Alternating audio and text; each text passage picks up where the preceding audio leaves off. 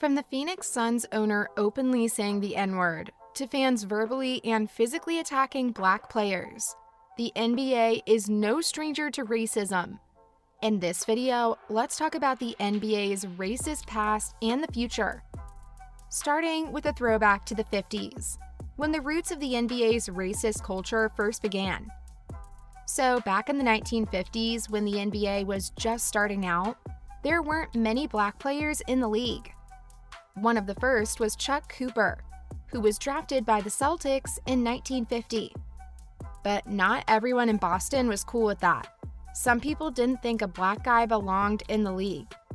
But the Celtics owner, Walter Brown, believed in Cooper and saw his potential. Fast forward 6 years, and the Celtics did it again. They drafted Bill Russell, who became the first Black superstar in the NBA. Russell was a total beast, leading the Celtics to 11 championships in 13 years. But even with all that success, he still faced racism and discrimination from Boston fans. During Russell's time with the Celtics, he and his teammates had to deal with all sorts of racist garbage. They got called names, received threats, and even had their homes vandalized. It was messed up. And when Russell retired and his jersey was retired too, he didn't want to deal with the BS from Boston fans. So he had a private ceremony. But even though it's been decades since then, racism still rears its ugly head in Boston. In 2017, Celtics player Marcus Smart was driving home after a game and honked his horn at a woman and her kid who were in the crosswalk. And what did the woman do? She called him a racial slur. And not just that, but in 2019, a fan got banned from TD Garden after throwing a racial slur at DeMarcus Cousins. It's a reminder that even though we've made some progress, racism is still alive and well in the NBA. All of these stories are pretty disappointing, but the sad part is they're not the only ones. There are countless more. Let's move on from the Celtics to the Pacers. When it comes to Black professional athletes, many people think that they're immune to racism. After all, they have fame and fortune and are at the top of their game, right? Wrong. For Black players on the Pacers, living in Indiana has been a sobering reminder of how far we still have to go as a society. Even though some of the team's earliest players had trouble finding a place to live due to discrimination, and it didn't stop there. In the team's first season, they had 8 Black players, and this angered some fans who felt that the team was too Black. Can you believe it? But there's more. The next season, the Pacers management responded by trying to whiten the roster, but this caused even more problems. When a Black player was let go to make room for a white player, a future Hall of Famer on the team filed a complaint. Clearly, the situation was far from ideal, but there were some bright spots too.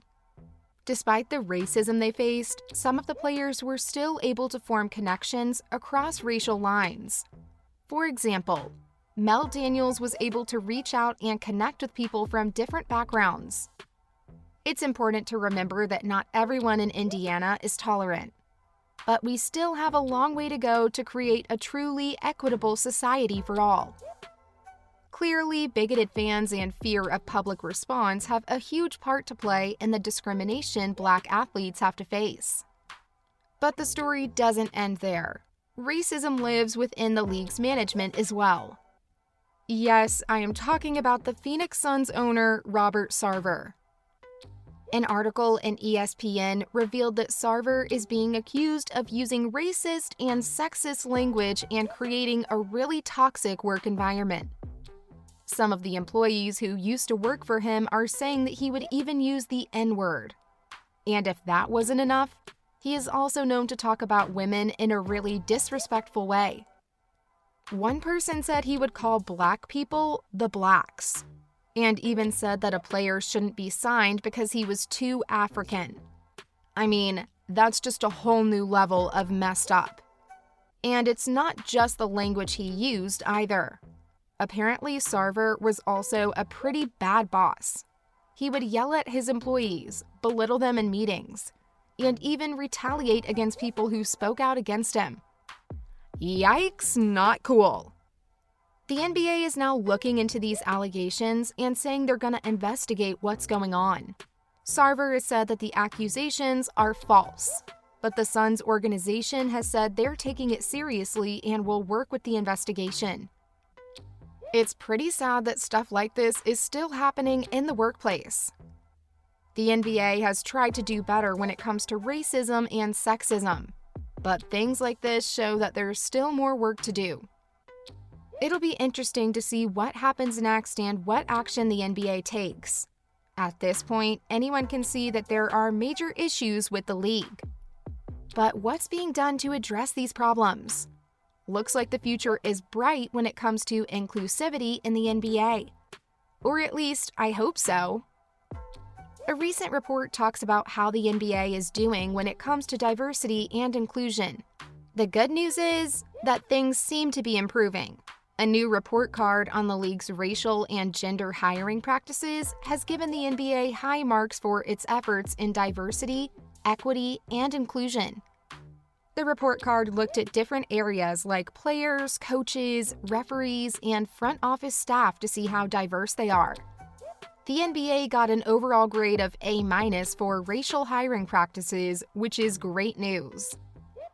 The league has been making progress in recent years to improve diversity, and it's good to see that their efforts are paying off. Despite these positive developments, the league needs to address racial disparities in the hiring and retention of coaches and general managers.